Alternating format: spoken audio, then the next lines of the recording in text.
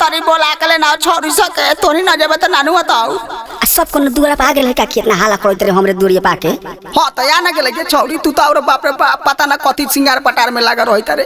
चल से जल्दी 4-5 दिन त बीत गेले वैसे हिए आ 3-4 दिन हो के त चल से गाली है गे तोनी तारो नखरा करली। हो गे चाची साचो कहत रे हमरा त झिरिए गो तरे ना भारी किन देले के हमर भैया कि बाप रे बा हमरा चलास न ओखले एकनी सास भाई जमावे ल जाई थी के चल से हली गाली है सगे आ तनी नचबै हम देखी आज झोंक लगा के नचबै हम।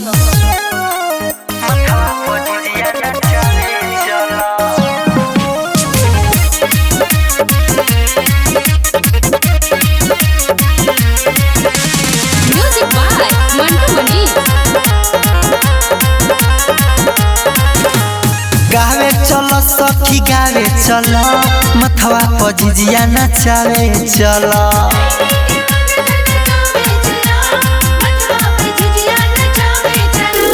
गावे चलो सखी गावे चलो दहिनी के मंग धन कावे चलो मथवा पर झिझिया नचावे चलो।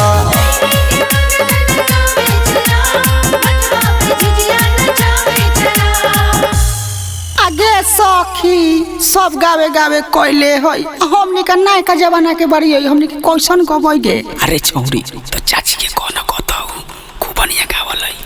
आगे चाची आगे गावही न गे है गमार मुधाई के मुंह बंद करके बैठल बाड़ू ए गाव तोहनी कुछ हो। अब छौरी केतना झाव झाव बोलल काने लगा के गे ओ दिनवा गइलिए त क्या के कोन दो तोरा पितिया के कह देल एगो तन के 36 तन कले रही विध बना देले रही। अच्छा चल तोहनी कहै तरे त गा दै तरियो आ हमरा पीछे पीछे तोहनियो गइए सब। गाँव के पुरूब सखी पाकावा इनारावा पानी भरत देखनी। गाँव के पुरूब सखी पाकावा इनारावा पानी भरत देखनी।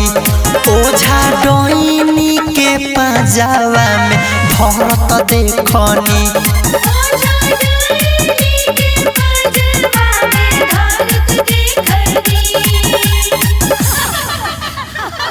गे पुआ गे तू तो गबे ना करलई आ गलई तो डैनी के मांगे में आग लगा देलई। गे दीदी आगे तू तो बाप रे बा हई 2.5 किलो ओठलाई लगा के फेसबुक चलावे आइल बारू कि झिझिया गइबू।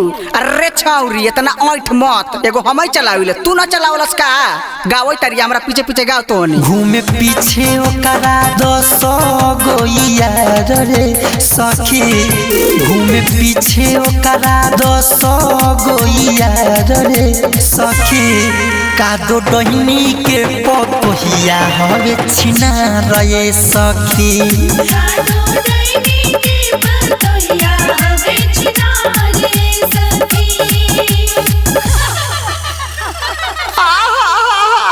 ए छौरी सा के यही जगह रात कोले अभी रामायण देखे जाए के बा हमारा आ तोनी नहीं परी घूमई तारे चल न से तनी बड़ा बावरी घूम के आई है आ तनी डैनी के गरियाव न से तोनी रे आ गे दाई गे हमनी के कहां कोयो गरियावे आवे लगे तनी तोनी अपना हिसाब से गरियाव न तोनी पहिल के जमाना के आदमी बारे अपना मन से। तोहरे भरोसे बरहम बाबा झिझिया बनैनी हो ए बरहम बाबा झिझिया बनैनी हो।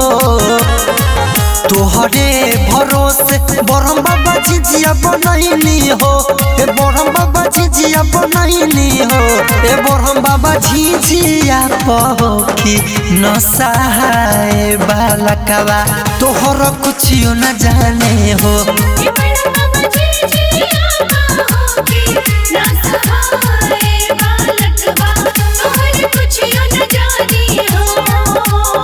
गे के हुली आगे हमनी झिझिया वाले के आवत रहले हनु त दुवरिया पर से गौर से देखैत रहलो झिझिया वा प हमनी के आ सुनले बड़ी हक हकी के डाई नहीं का दो आगे तो हमने डरले के आगे रारी डैनी से देख तक ससिया भैया आइले है अंकित भैया आइले है के कोन की डैनी के जाके मांग झोकार दो डिबिया से हमनी जाके सब कोनो आ खुरमा खलीफा साथ में आइल है रारी डैनी के मांग ना झोकार देबे हमरा झिझिया पर नजर डालतै तगे 72 के रारी के सौतीनिया के चल त गाओ। खइबे त खोडैनी कोतारा मछरिया झिझिया पडल हे जन नजरिया गे